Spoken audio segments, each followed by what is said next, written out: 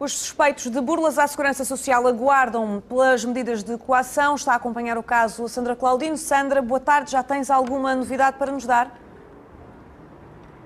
Já são conhecidas essas medidas de coação. Os 4 arguidos neste processo saíram em liberdade, apesar de indiciados por vários crimes de corrupção passiva. Connosco temos João Martins Leitão, é advogado dos 2 dirigentes do Instituto de Segurança Social.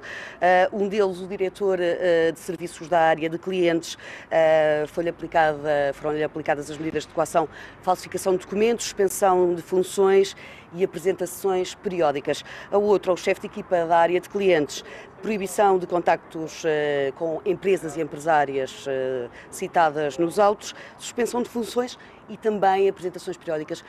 Doutor, como é que reage a estas medidas de coação? Reajo bem. São medidas de coação que, do meu ponto de vista,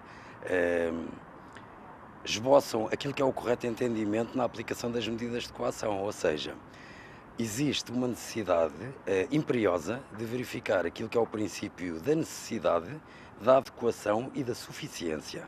Isto significa que, mediante os factos e mediante as circunstâncias, as medidas devem ser proporcionais à gravidade e aos riscos, por assim dizer, passando a expressão que exista. Ora bem, aqui privilegiou-se, e bem, sem sombra de dúvida, aquilo que são medidas não privativas da liberdade. Foi isso que nós preconizámos e foi isso que, felizmente, o Tribunal judiciosamente deliberou.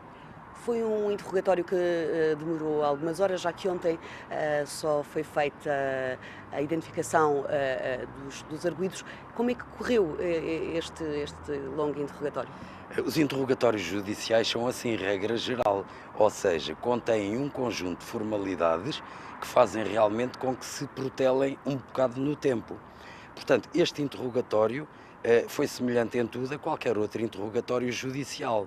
Naturalmente, cada um dos interrogatórios tem em conta o que é a matéria que lá está dentro. E, portanto, conforme a matéria seja mais ou menos densificada, mais tempo ou menos tempo demorará. Mas os arguidos colaboraram, responderam a todas as perguntas da juiz? Em qualquer interrogatório, os arguidos têm direito, nos termos do artigo 141 e conjugado com o artigo 61, naturalmente do Código de Processo Penal, a prestar declarações sem entenderem fazê-lo. Foi assim desta vez? Foi assim desta e é sempre em qualquer vez. Ou seja, em todas as vezes existe uma destas duas situações. As pessoas têm o direito ou a falar, ou a silenciar, ou a falar aquilo que entenderem.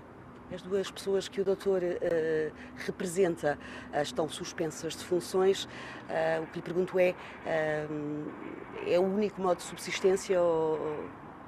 Bem, na realidade, eu não conheço, na essencialidade, o fator estritamente pessoal nesse âmbito, em relação às pessoas. Sei que as pessoas, portanto, são funcionários públicos, e isto porque já foi divulgado pelo próprio Tribunal e em termos noticiosos, e, portanto, é evidente, as atividades que tinham eram exatamente as atividades inerentes a quem é funcionário público. Foram, de facto, suspensos. A questão agora das alternativas que tenham. Muito honestamente, eu essa questão não sei responder. Muito bem, muito obrigada pelas suas declarações, as declarações do advogado dos 2 dirigentes do Instituto da Segurança Social, arguidos neste processo. Para além destes 2 funcionários, há também um técnico oficial de contas.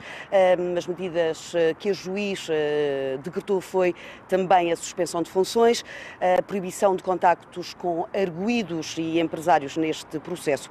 O outro é um advogado que também foi detido na passada quarta-feira pela Polícia Judiciária.